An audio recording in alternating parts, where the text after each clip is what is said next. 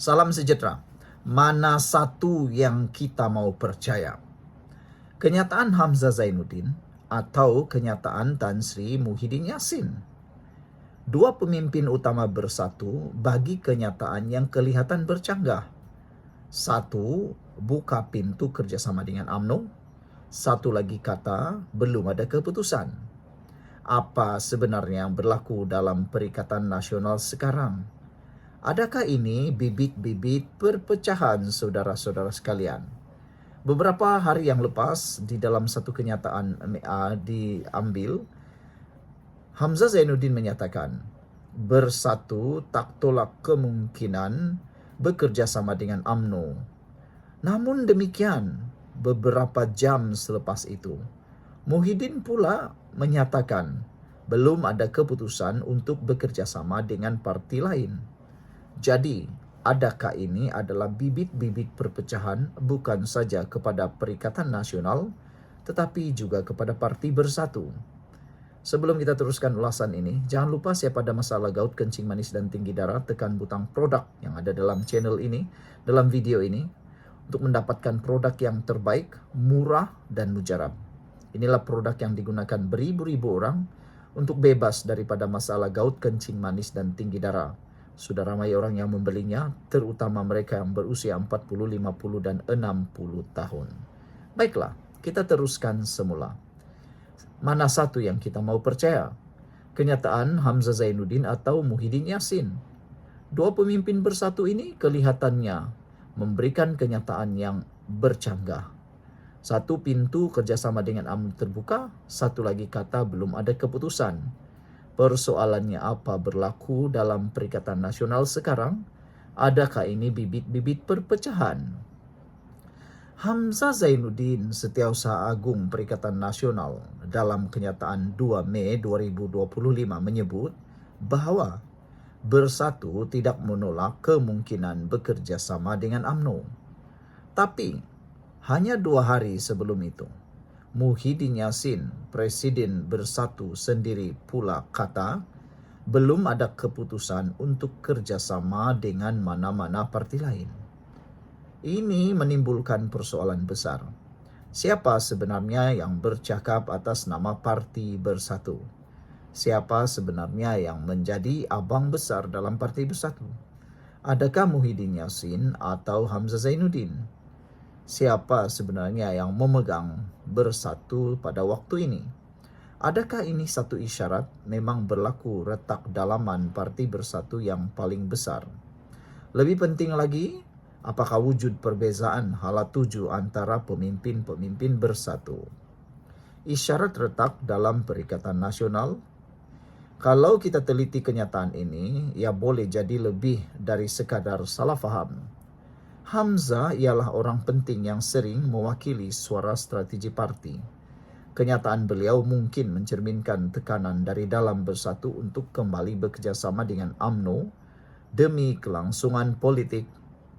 Manakala Muhyiddin mungkin masih berhati-hati dengan kerjasama yang boleh menjejaskan integriti politik bersatu, apatah lagi selepas pengkhianatan tahun 2020 masih segar dalam ingatan rakyat. Perbezaan ini bukan sekadar perbezaan strategi, tapi boleh jadi bibit-bibit retakan dalaman dalam Perikatan Nasional sendiri. Kita kena faham, ini semua berlaku ketika kerajaan perpaduan pimpinan Anwar Ibrahim masih kukuh. Walaupun ada tekanan luar, PN pula sedang mencari ruang dan naratif baru untuk kekal relevan menjelang PRU16. Persoalan penting untuk dijawab bersama hari ini, tinggalkan komen Anda. Adakah bersatu kini tersepit antara ego dan keperluan politik?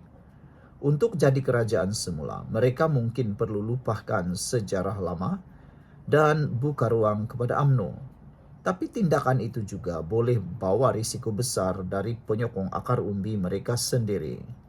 Jika percanggahan ini terus berterusan berlaku, implikasi politiknya ialah sokongan dalaman Perikatan Nasional boleh terpecah dan PAS mungkin ambil kesempatan untuk jadi lebih dominan dalam Perikatan Nasional.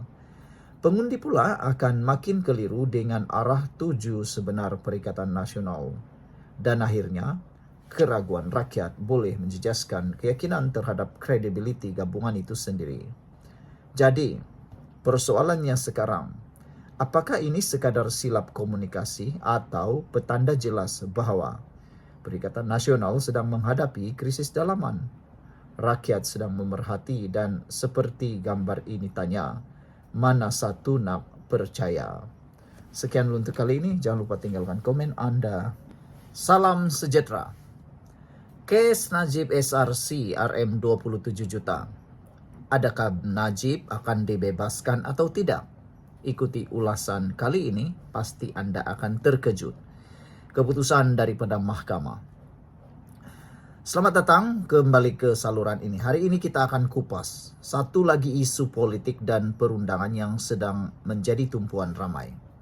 Kes Datuk Seri Najib Tun Razak yang membabitkan RM 27 juta ringgit dana SRC internasional. Adakah beliau akan dibebaskan daripada pertuduhan itu? Atau mahkamah akan teruskan pendakwaan? Untuk makluman, Najib kini sedang menjalani hukuman penjara atas kes penyelewengan RM 42 juta SRC yang sudah diputuskan dan disabitkan. Tapi kes yang kita bincang hari ini berbeza. Ia adalah 3 pertuduhan pengubahan wang haram melibatkan 20 juta ringgit lagi. Kes ini berkait rapat dengan urus niaga yang berlaku sekitar tahun 2014 dan 2015. Apa yang menarik ialah Najib telah memfailkan representasi kepada Jabatan Peguam Negara AGC sejak Julai 2023 untuk menggugurkan pertuduhan ini. Namun sehingga hari ini, yaitu pada Mei 2025, AGC masih belum membuat keputusan. Sebelum kita teruskan ulasan kali ini, siapa yang ada masalah gout, kencing manis dan tinggi darah, tekan butang produk yang ada dalam video ini. Saya kongsikan dengan Anda produk yang paling mujarab, murah, lulus KKM dan halal. Ianya adalah produk yang paling mujarab sekarang. Baiklah, mari kita teruskan. Adakah Najib akan terlepas dalam kes SRC 27 juta ringgit ini? Pada 6 Mei 2025, Mahkamah Tinggi dimaklumkan oleh Timbalan Pendakwa Raya bahawa AGC memohon lanjutan sebulan untuk meneliti representasi itu. Peguam utama Najib, Tan Sri Safi Abdullah meminta agar mahkamah memberikan DNAA, iaitu dilepas tanpa dibebaskan kerana sudah hampir 2 tahun. Tiada jawapan daripada pihak pendakwa.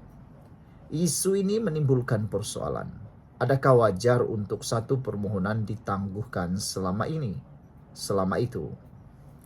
Reaksi orang ramai dan politik. Dalam kalangan rakyat dan pemerhati politik, ramai melihat kes ini sebagai ujian besar kepada sistem kehakiman dan integriti Jabatan Peguam Negara. Jika Najib dibebaskan, pasti akan timbul pelbagai reaksi. Dari segi sokongan politik hingga kepada kecaman keras terutama dari pihak pembangkang dan masyarakat sivil. Tapi kalau pertuduhan diteruskan pula, penyokong Najib akan kata ini satu bentuk penganiayaan politik yang berlarutan. Apapun keputusannya nanti, sama ada Najib dibebaskan atau tidak, ia pasti akan memberi kesan besar terhadap imej kerajaan perpaduan, sistem perundangan, dan persepsi rakyat terhadap prinsip keadilan dan ketelusan. Jika keadilan dilihat tertunda, kepercayaan kepada institusi boleh terjejas. Tapi jika keputusan yang dibuat berdasarkan undang-undang dan bukti yang jelas, rakyat akan menilai dengan waras.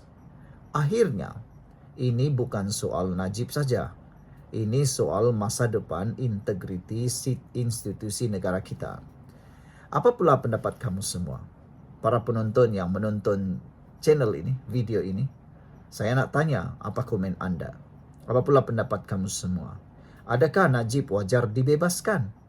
Atau kes ini harus diteruskan di mahkamah?